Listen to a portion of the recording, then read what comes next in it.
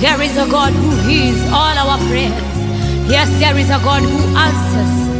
There is a God in heaven who hears all of our prayers.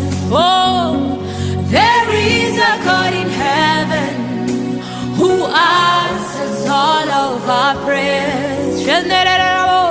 Whenever we pray, He hears and He answers.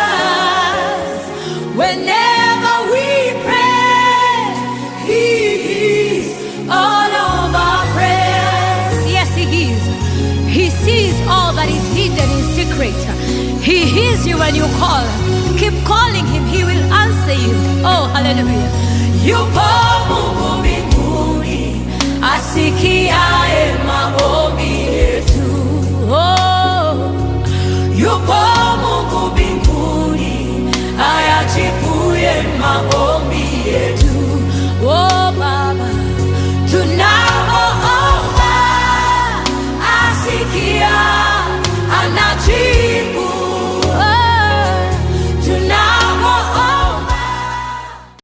Unaweza kuwa hata usadaka unatoa vizuri, fungu hata unakuwa mfarisayo mzuri zaidi, lakini hiyo ni ungu hauna ni ungu mwingi, hauna nguvu za Bwana. Kwa sababu gani? There is a standard brother, there is a standard sister of the sacrifices I offer, so that they may release or unlock the godly values upon my life. So I shall learn. And what happened? What is this godly values? It is Christ being formed. That is in the book of Galatians. Christ formed. Christ is formed in my life. Oh my. Yani twajitoa kwa Kristo mpaka Kristo anajengeka. Kristo anaendelea kujengeka na Kristo ni Mungu. Ndipo sasa when Kristo akijengeka ajaye mwili wangu wote, basi sio mimi naishi, ni Mungu anaishi ndani katika nafsi yangu. So now unless we say, behold, the old is gone and the new has come, because Christ has been fully formed in my life. And that's why Deuteronomy 28, nataka hii tuweze na kuelewa vizuri. Ndio sasa tuwasema ya kwamba ni baraka, sisi tuwasema ni baraka, lakini kwa Mungu sio baraka. Tayari alizipanga. Ukifikisha ungu kiwango hiki, utafika hapa. Ungu wako ukifika kiwango hiki, utakuwa hapa. Na siwezi achilia ungu, na siwezi achilia mali zako. Kwa Mungu ni urithi. Haya. Kwa Mungu sio baraka. It is our inheritance. Tunao urithi tukiwa kwa Mungu, lakini tukiondoka kwa Mungu, urithi wetu unakuwa mali ya shetani. Tukiwa sasa mali ya Mungu, kwa Mungu ukifika 50%, Mungu anajua inheritance ya mtu amekomaa. Hata mtoto hatuwezi kumpatia urithi. Go read the book of Galatians chapter 4 from verse 1. Mtoto hawezi kupatiwa urithi wake.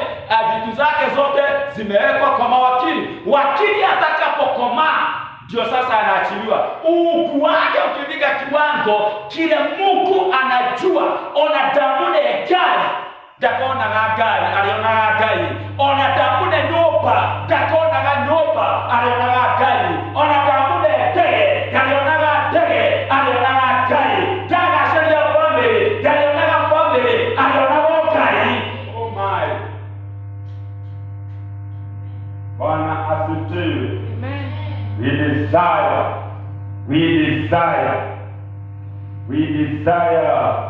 the character of God in our lives. We desire the character of God in our lives. Na niposa tuweze na kuleta utofauti.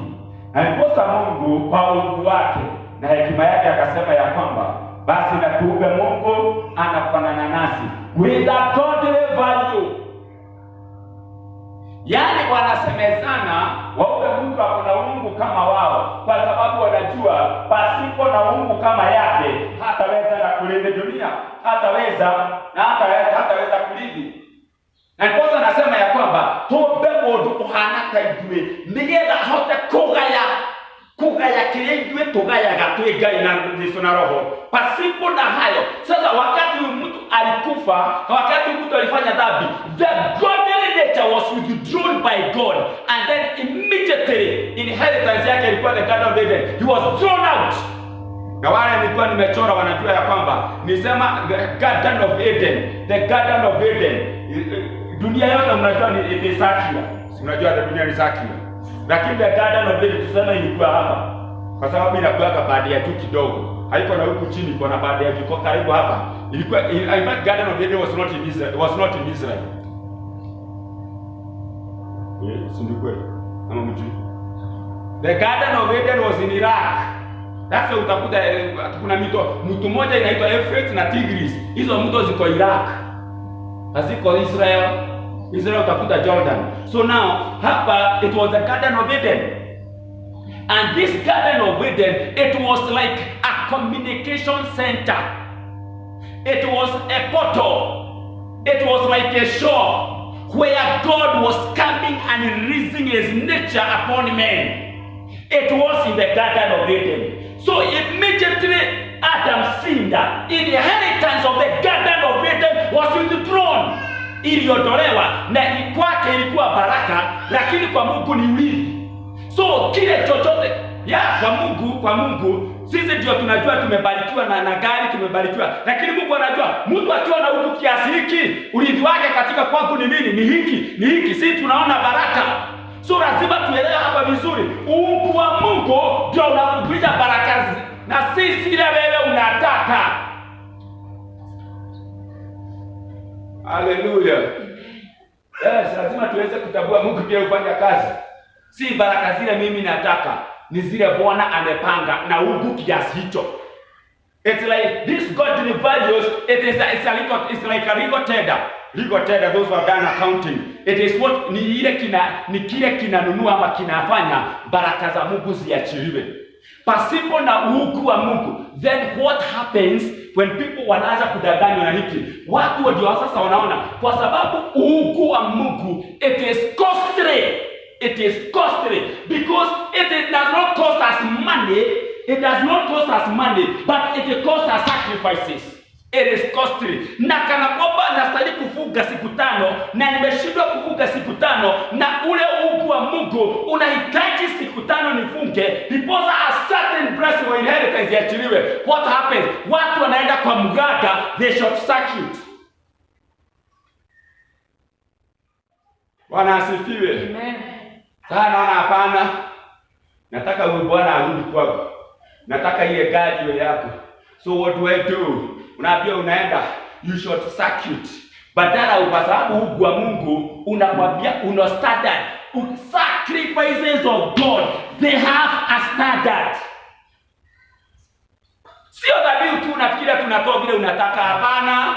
Unatoa kwa kanuni ya Mungu. And the Bible, it is a standard of the sacrifices we offer unto God. Anything outside the word of God, it is not in the standard, and it does not qualify or it does not unlock a certain authority, a certain anointing of God upon our lives. And this what makes all the difference. So now the standards, watu hawataki viwango za Mungu. Viwango zikiwa ni utakatifu, wanataka baraka za Mungu, lakini Mungu wacha mimi nifanye biashara vile nitakavyo nipendavyo. Halo? Mimi nataka doa ndio, lakini mimi Mungu wacha ni I run my marriage nitakavyo nipendavyo. Wanataka baraka, the blessing, the inheritance, but the standard hawataki kufuata. They want to become a doctor, but they do not want to go to university. They want to become whatever, they want to become an accountant, but they do not want to wait and study the accounting procedures. Oh my God, when we go to heaven, because najua shida bitueto. Mwata miyawosho, shida timotwe, yuwa tukara rai, tukiara rai ule wakora kuherilia gehazi ya kaamulia. Ilo wakora tunujua tukia kuheri wakora tukia kuherilia gehazi. Unajua Gehazi? Si mnajua Gehazi? Yule atakayekaribia Gehazi amuulize, nini uliona na Naamani ukasahau? Ule ulikuwa na Elisha, ukajule wale na Elisha ukeliganerwo, ukiona dhahabu. ile yale na mundu gwitwo Naamani. Nini uliona? Tukienda huko muulize. Atakwambia nilikuwa mpumbavu sana. I wish I knew that all what I need is a godly value, and silver and gold belong to that God. Hallelujah. Amen. These are the things that should be triggered, ziwekwe ndani katika roho zetu. Kwa sababu viwango zimekuwa shida katika maisha tunayoishi. Viwango zimekuwa shida katika wokovu wa siku hizi. Viwango zimekuwa shida katika kujitolea kwa Mungu. It is a difficult thing. Standards. And what I know and I believe is that, check, where churches, they have raised the standard of salvation. They have raised the standard of holiness and righteousness. Check how many people are fitting there. Because people, watu wanapenda mambo ya kawaida. They don't want to sacrifice. Wakili niko ina na mundu dimeka ruko hapo kahetoka no kahonoka.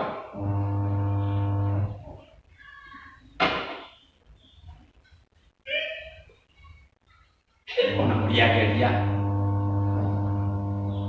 Kwa sababu watu wale wanajua kazi. Wanaenda kwa wacha na huko tunaenda wale tulienda na huko Machakos. Wanaenda huko utasikia. Hakika there is no comfort. Wacha nikwambie there is no comfort. Mnalala mkipigana na Rwage. Yes. Mattress ni ile ya secondary. Wale waliacha secondary, unajua ile mattress ni ile ya secondary. Kwa hivyo unalala juu ya tuchuma. Na wacha hivyo the prayer cells ni 7. Kwa hivyo sasa wewe ujipange vile utaomba. Lakini utaomba kwa sababu nini? Standards is what is needed. If we gonna release kokole tobotahia or every sacrifice yaruto wiki wako kia Ngai ebiaga egatahia a proportionate ebiaga egatahia ogo uhako wa Ngai wigano go egaitiriria na gwakosho waitiririo meturire ito wakosho kabya kwaleria Ngai ukamura ohake wako gikiri ukoragwo ugitia ugai wigana atia gwaku ukabya kurekererio. Bwana asifiwe. Let's understand the standards of God, kana kwamba tutaweza na kuleta utofauti. Na wakati wowote tunakota kufuata standards of God na tunataka uungu wa Mungu, tunataka baraka za Mungu, lakini tutaka the standard of God. Hapa we exchange, badala ya godly values tunaenda kwa mfalme wa giza. Kwa mfalme wa giza the same value. Na hapo sasa watu kwanza inakuwa haraka sana. Hapa kwa mfalme wa giza ni haraka, watakwambia ni haraka. Hai kaka unataka. But shida ya Mungu wa viwango za Mungu mwathani ndio kana kuroga kwa kila ona uhige atia utaratibu. Standard 1 unamaliza standard 1, standard 2 unaenda standard 2, unaenda standard 3, unaenda standard 4 kwa sababu the greatest test in the ministry, the greatest test in the kingdom of God is a test of time. Wanaisraeli alisema kwamba watakuwa nchi ya Misri for how many? 400 years.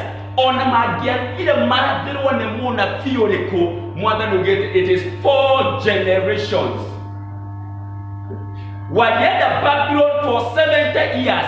Hata kana kwamba Jeremiah leo arabeta maji agaruke wele dara na bushoke. Anyway, it is 70 years. Because it is a test of time. But now the problem we have in our generation, hatujui ni mwaka gani.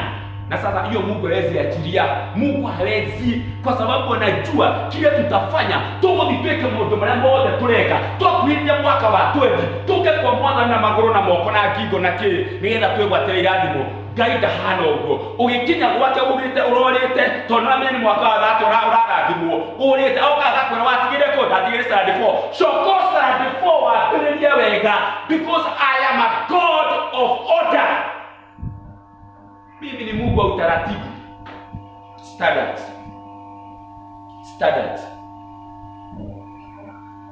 This is the greatest thing. Sacrifices, they have a standard. Sacrifices, They have a standard, and the standard is the word of God. Na ndiposa Mungu anasema Deuteronomy 28, na hizi ndizo baraka zitakazowafuata na ziwapite mkifuata neno lako. That's that. And if you go to the book of Isaiah chapter 1 verse 19 nasema ya kwamba if you are willing and obedient, you will eat, not that you will be blessed. You will eat the best fruits of the land. Kwa sababu wanajua they trigger godly blessings, that is inheritance. In our lives, it triggers a certain inheritance. Ikawa msichana hapo miaka 2 aseme anaolewa. Namuuliza hapana, utamwambia wewe hapana, hakuendaki hivyo, kuna utaratibu. It is a God of order. Because these are the standard of God. Lakini kile kinatendeka because we want to assume time. Mwandani ya washo nikyo mara ugatiriri. They would rather be what? I don't, there's a certain quote I see, a certain listen, but I say whether it's the girl anyway. I'd rather be heartbroken in Dubai than in Kawagwale. Umeshawahi kusikia hiyo? Kama umeshaisikia hiyo. Because they want a shortcut. They do not want to go the normal procedure. You see somebody driving a huge car, you may think that you think that the guy is his car. Like all of a sudden you wonder, it is a shortcut. Because you do not want to go along the timing of the Lord. You want to go and shortcut. Look at you know, some of the things that come in television is like it's a learning lesson. Watu wanatengeneza road, gaiwa igoro. Roli inakuja yote kutoka Murari. Kumbe upande imegawa hivi na hivi wameweka but you just imagine. And what they want an inheritance, but they don't want the standard of God. They make their own standards. Uliona hiyo kwa news? Labda Mungu wake na TV kuona pande hiyo. Roli inatengenezwa pale karibu na dereva, inakaa kwa hivi na mabati. Wanaweka bagi hapo alafu wanafunga. Sasa huwezi kufikiria, unaweza fikiria roli imefika hapo. Pale wanatengeneza vizuri na pale hiyo wanatengeneza vizuri. Wewe ukifungua mlango ile roli is empty, lakini kuna bagi ya 34 million. Brethren, let us check the standards of God. If it's gonna bring a change, you know that we are going to do in our times and generation. Kuna jambo nataka tukaweze kujua na kutambua is that the level of sacrifice determines the godly nature we have gained. The level of sacrifice determines the godly nature that we have attained or gained. It determines that. The godly nature we have gained, it determines the sacrifice that we offer. The sacrifice was determined by the godly nature we have gained. Because unaona mtu mwingine anamwambia hapana tufanye na hapana. Mimi Mungu kabla hajanena sitaondoka. Uliza Musa aliona wewe habari kwa tuanete na mwathani. Hali atukinyanete na mwathani. Ni igiuma gwake ni dathira. Ndio Musa anajua hivyo. Brethren, let us desire to walk in the nature and the character of God. And also the quality of godly nature we gain determines our relationship. The quantity of the godly nature we gain determines our relationship with God and the breakthrough we enjoy in life. The level of the godly nature we have gained, it determines the quantity of godly nature we have gained. It determines our relationship with God and the breakthrough that we enjoy. Na kwa sababu unaona watu kama wewe akina Elijah lakini sisi akina Elijah walikuwa wale tulikuwa na fellowship walikuwa wanaomba wakuwe wakati wa Roho Mtakatifu.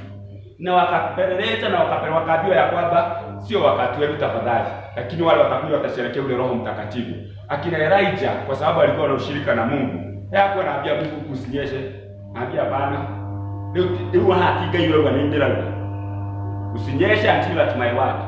Mwadhani matunda kule nikikutarura kule todo ngo ndo ngo turauga ai kotaramenya Elijah ugire gutukura obo ugite niguo dauga todo Mungu ule alikuwa nayo uhusiano wake na Mungu umekuwa karibu sana, hata yale ananena kama Mungu.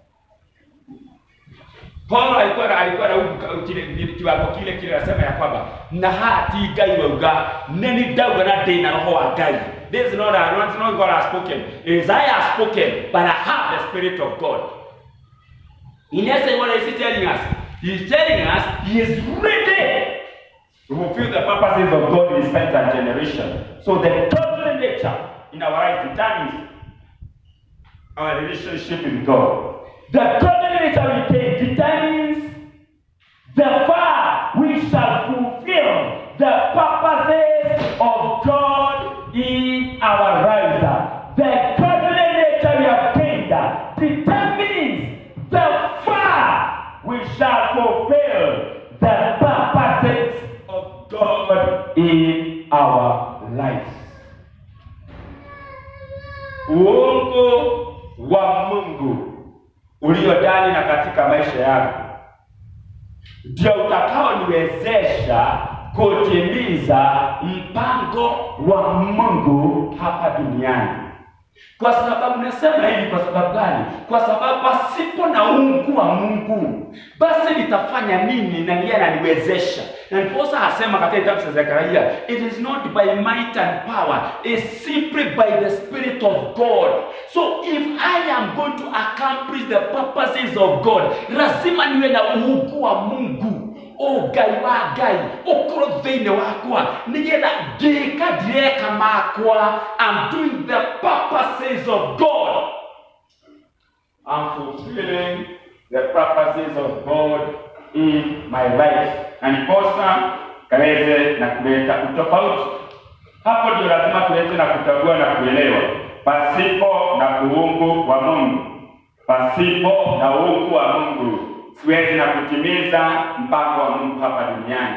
Na ndiposa sasa nasisitiza hapa lazima tuweze kutoa dhabihu kwenye viwango za Mungu, ziachilie uungu wa Mungu, tuweze na kutimiza mpango wa Mungu. Na pasipo na kuelewa hiyo, ndio tutakuwa duniani, ndio tutakuwa tumeokoka, lakini kile kinachokuwa kinatimizwa katika maisha yetu ni kiwango hafifu, kiwango cha chini sana. Na hiyo kiwango cha chini sana hakileti utofauti wa Mungu duniani.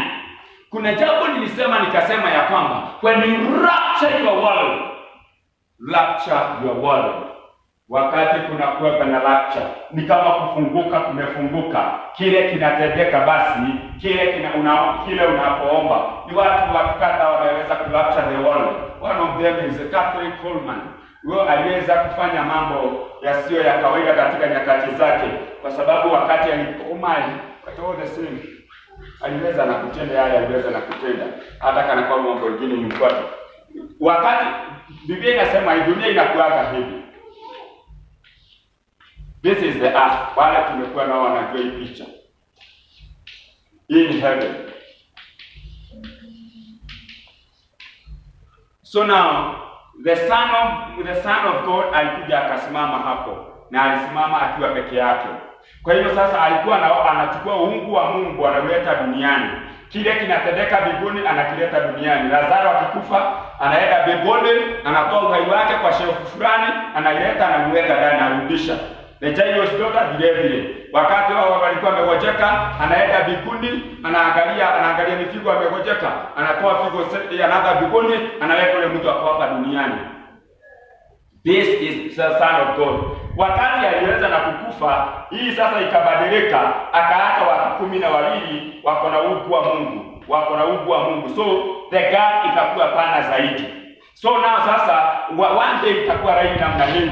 Na hii ni kumaanisha wakati hakutakuwa na small gap, kutakuwa vile kunatendeka mbinguni, kunatendeka duniani. Na hapo kunahitajika watu wanaabudu Mungu kwenye viwango za Mungu. Watu wanaelewa Mungu na wanatoa dhabihu kulingana na viwango za Mungu. Na hao ndio watu, the godly blessings or the inheritance of God, ile Mungu aliweka mbinguni inaachiwa hapa duniani. Na ndiposa ombi la Kristo na likaweza kutimia, let the will be done as it is in heaven, be done on earth. Bwana asifiwe. Let us desire the godly values in all the sacrifices that we offer, na kutakuwa na utofauti.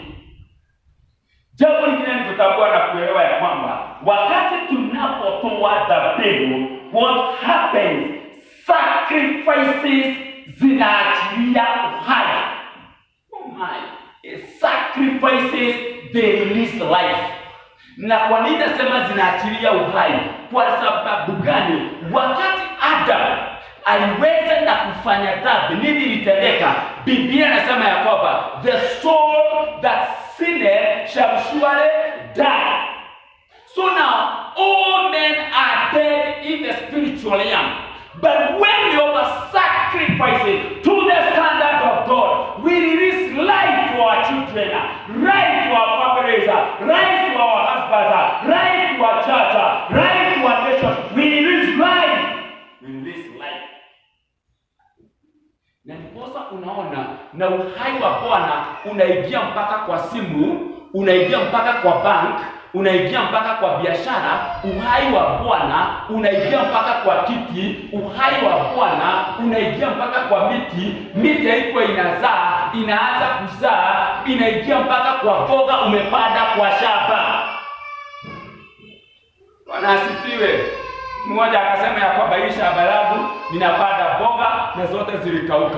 So nataka uombe nikipanda boga zingine zikauke. Na akaomba na boga hazikukauka tena. Kwanza hiyo dhati roli 3 waneka. Na kwambia kwamba wewe kwambie inaachilia uhai mpaka kwa mchanga. Hata wakati mtumishi wa Bwana alikuwa anaitwa Elisha, wakati alitoka kusidikisha. Kusidikisha, alikuwa anataka kusidikisha nani? Elijah akienda, alimsidikisha mpaka kamfikisha kwa mlango. Akaona sasa wewe mlango iliyepi? Elijah alikuwa ameshinda dunia. Sio kutembea anatembea hivi, anatembea hivi. Akatembea akaona ameenda kumla woi wa biofio. Akaachilia nguo yake akaichukua. Alipofika kwa mtu akapiga maji pa akavuka pande ile nyingine. Alipofika pande ile mji alitokelezea ilikuwa inaitwa Jericho. Na alipofika mahala pale, wazee wa mji wakakutana na yeye. This is the book of 2 Kings. Wakakutana na yeye chapter 2. Walikutana kumuuliza, hii mji yetu imebarikiwa, lakini inazaa mapooza. Na yeye akasema ya kwamba niletewe chumvi kwa bakuli. Akaenda kwenye chanzo la mto, akaweka chumvi mahala pale. Ile mji ng'ombe hazikuzaa mapooza tena, kuna miscarriage. Shamba zikaanza kuwa na vyakula. Inaweza unamaanisha he released life, because when you have godly standard, when you got the values, sacrifice and release life, and you release life to situations, and they understand the voice of God. Mchaga uko na masikio. Yes, mchaga uko na masikio. Miti iko na masikio. Bebe ziko, hizo bebara ziko na masikio. Chochote kitu Mungu aliumba kiko na masikio.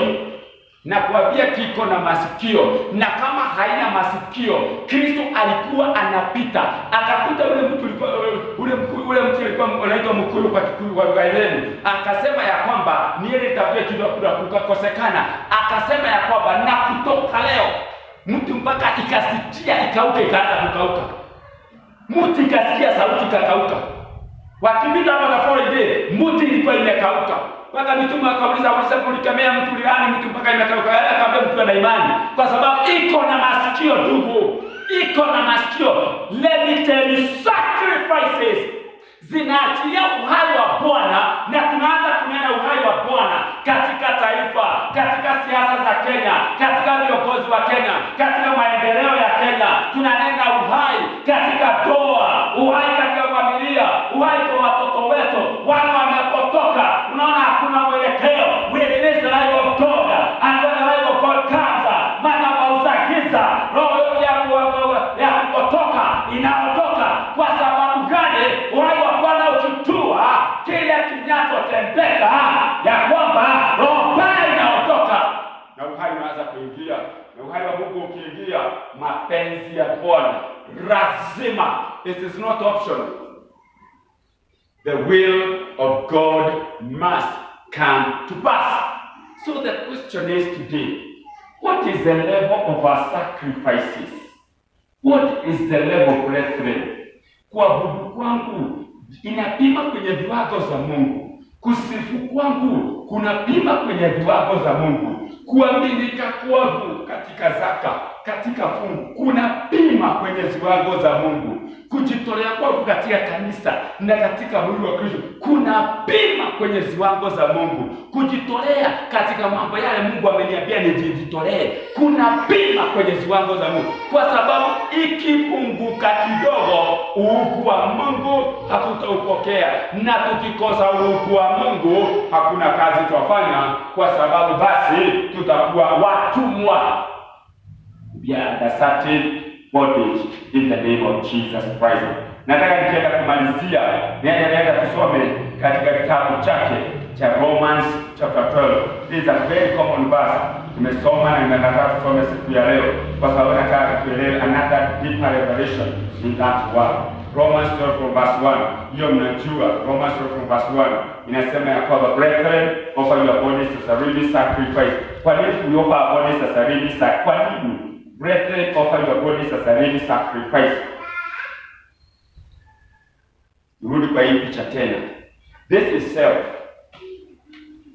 Mimi hapa Mungu aliniumba nikiwa na maono na nikiwa na mwito. Romans 12 from verse 1. Mungu aliniumba nikiwa na maono na nikiwa na mwito. Sasa ananiambia sacrifice ya kwanza, anasema mimi Mungu siwezi kuja duniani nihubiri. Ninahitaji mtu ako na mwili na damu ahubiri. Mimi Mungu sitakuja duniani niwe rais wa Kenya.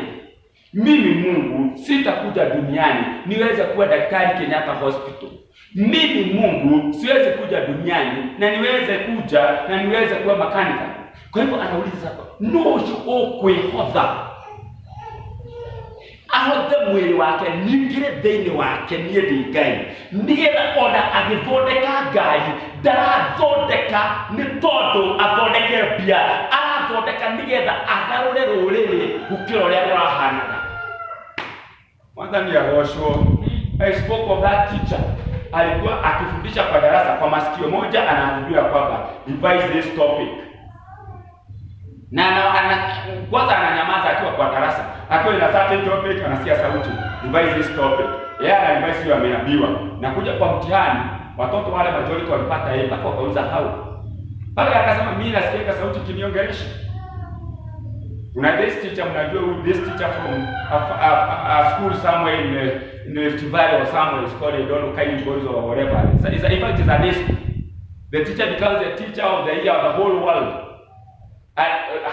Niwasema kwamba italikuwa somebody, na wakati wakiwa shule wanasema ya kwamba yeye anasema ya kwamba anasikia nikaa sauti na mremea kujitolea kwake, kwa sababu alitoa it was a science project, physics project yake ilienda mpaka national physics project, na huyo ndiye asomea became the teacher of the year of the whole world, na akapata 113 million. Na wakati alipata alisema ya kwamba hapana, na hana bibi. He's one of the monks, he's one of the Catholic movement. Na hana bibi, alisema ya kwamba at over half of the money I'll take back the school I teach, as if they will pay that school forever. And it's a government school. Now you can see somebody, this person, sasa wakati naanza kufikiria mambo kama yale, it is not the sacrifice, is not the standard of men. The standard of men agenda kujua shule yake.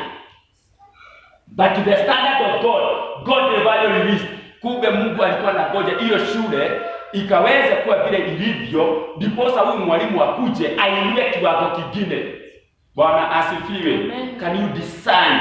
Can we discern? Tutoe mbili yetu. Mungu hajaenda mpaka United Nations kuwa the teacher of the year. Anauliza who is there?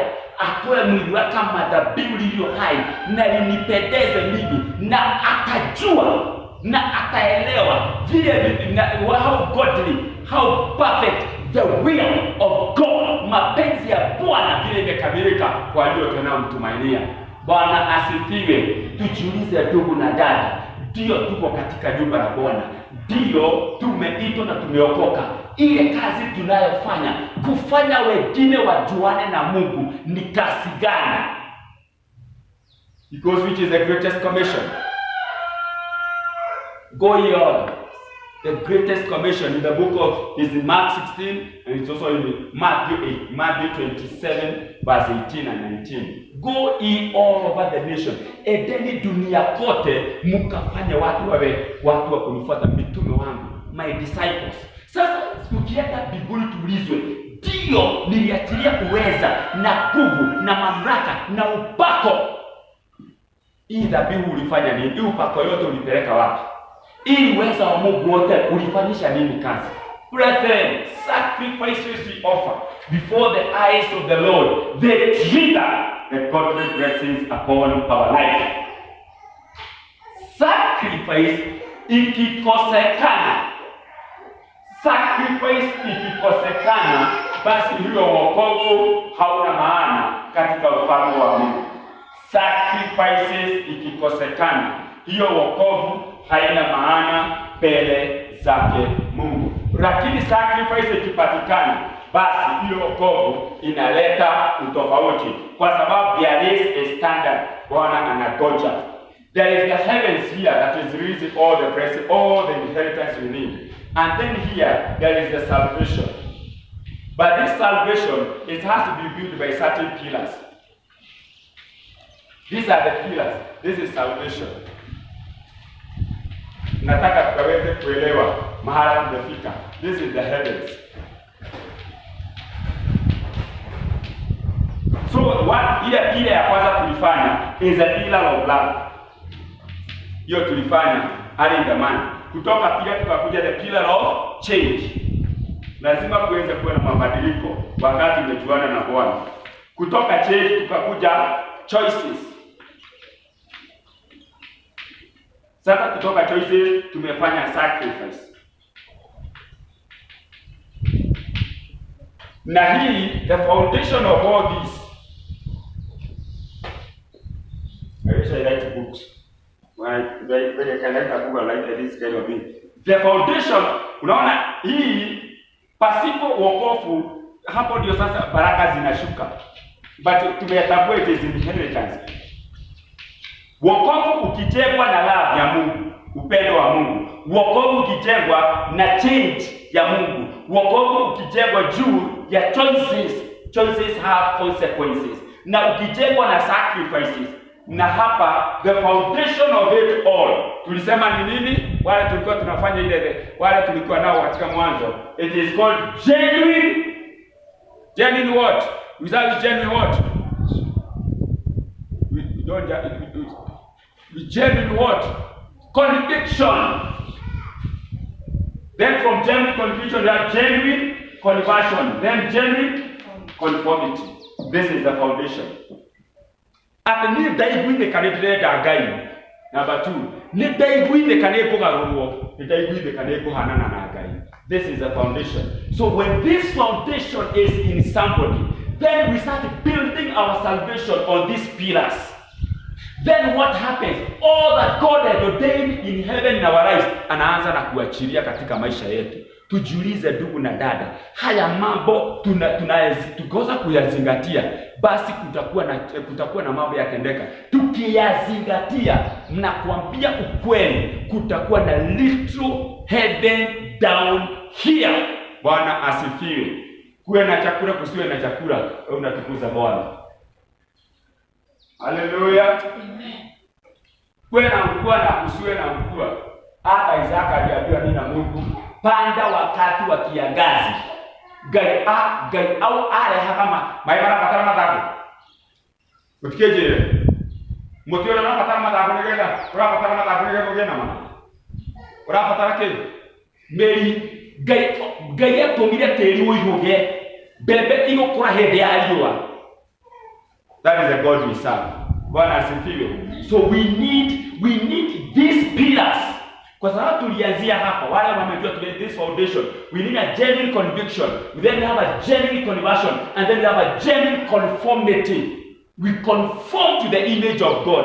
Then when this foundation is there, then tunaanza kutambua upendo wa Bwana. It is unconditional. Then we come to change. The change that it is not an option to change, because behold, the old is gone and the new has come. Number 3 choices. Nianza kusema because I need my salvation to be genuine before the eyes of the Lord. And now we are doing sacrifices. Na haya mambo yote yanapotendeka, sacrifice is so crucial, because when I say last one so it is a sacrifice. When I decide to make a choice, the sacrifice God, because I am born again. Bwana asifiwe. May the Lord bless you. We will continue next Sunday with the next pillar of salvation. Baba, katika jina la Yesu Kristo, worship and bless you and we give all the adoration. Asante Bwana kwa kuwa pamoja nasi kutoka mwanzo wa hili neno, na tunaomba hili neno Bwana hasa sasa, naomba hili neno ipate nafasi kwa kila nafsi na kila mmoja, uweze kuwa na matunda ya Roho Mtakatifu, uweze kuwa na upendo, uweze kuwa na kubadilishwa, uweze kupiga uamuzi wa busara, uweze kuwa na kujitolea, na si kujitolea kwa kawaida, bali kujitolea kwa ufunuo, kujitolea na ndiposa Mungu wa Bwana upate nafasi, ndiposa ulinzi wa Yesu Kristo aliyouachilia kupitia Roho Mtakatifu kaweze na kupokea. Bwana wabariki, Bwana wahifadhi, Bwana watunze. Katika jina la Baba na Mwana na Roho Mtakatifu tumeomba na kuamini. Amen. Praise team, karibu.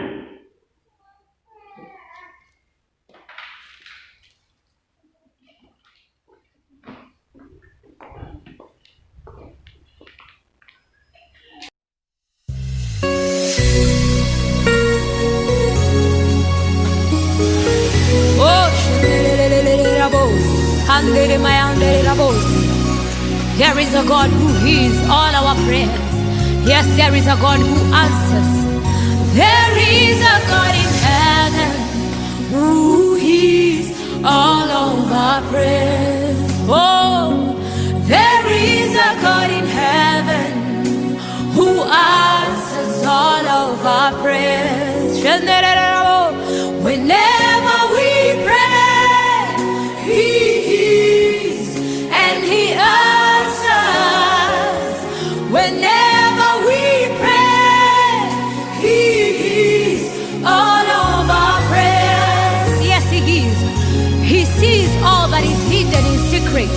He hears you when you call. Keep calling Him, He will answer you. Oh, hallelujah. Yupo Mungu mbinguni, asikiaye maombi yetu. Oh, yupo Mungu mbinguni, ayajibuye maombi